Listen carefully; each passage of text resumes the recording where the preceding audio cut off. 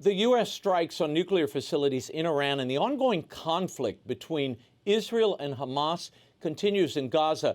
How have these multiple conflicts affected the relationship between Christians and Jews in the region? Here with an update, I'm joined by the president of the International Fellowship of Christians and Jews, Yael Eckstein. Thank you so much for being here.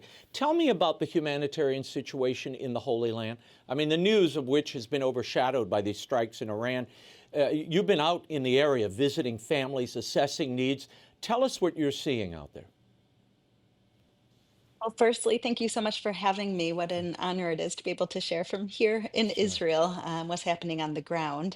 Yeah. As so many people know, over 600 days and 35,000 rockets from 7 different fronts later, Israel is still here. And what we're seeing is this is really not just a military conflict, but within the wars, I always like to see the human story, the suffering. And that's where the International Fellowship of Christians and Jews comes in, where the humanitarian first responder. So for the past week, I was stuck in America, which we'll talk about soon, Yeah. for the first week of the war. So my staff and volunteers were on the ground. But as soon as I landed in Israel, I've been going place to place, exactly where the rockets have fallen, and providing humanitarian aid. And what I've seen are families who have lost everything in an instant when that rocket strikes. It's a ballistic missile that traveled over 2,000 miles and is striking apartment building complexes, innocent civilians, hospitals, synagogues, schools. And so the fellowship is on the ground, being there in the first moments to say, we are here with you. Here's food, here's clothing, even a toothbrush for their children they don't have. And so it's the human story, the human suffering, the elderly who are living alone with no one, with broken windows from the impact, that the fellowship is there to say, you're not alone, and we're going to be here to provide hope and physical aid. Yeah, really, since the events of October 7th in 2023, the state of Israel has been in a state of war with Hamas that is yet to end.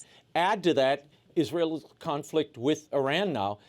They're really fighting a two-front war, and I know there's a ceasefire now, and I hope it lasts. But how has that impacted your work and your ability to travel? I know you were trapped in the United States and you couldn't get to Tel Aviv, but Tel Aviv has been hit hard, right? It's been hit very hard. I was just in Bat Yam, which is a Mhm. suburb of Tel Aviv, and what I saw was at the site of the impact, there were 6 buildings that were completely destroyed. When I was there was still a woman who was buried under the rubble.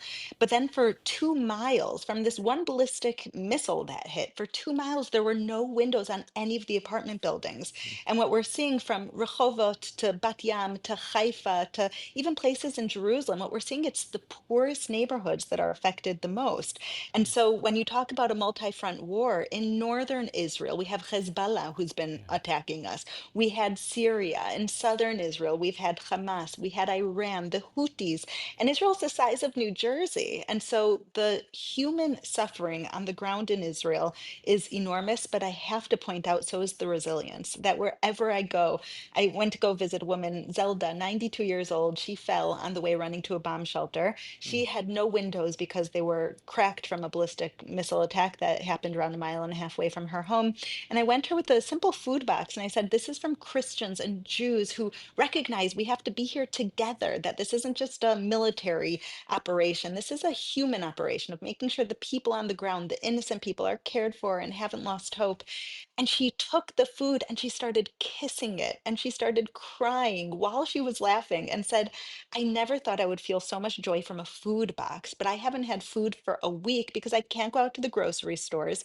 I don't have any family. No one's checking on me. This is the difference between life and death. Yeah. And that's where, for me, our work feels so relevant and holy. Yael, before I let you go, tell me where the first vision of this came from, bringing Christians and Jews together to help those who are suffering in the Holy Land.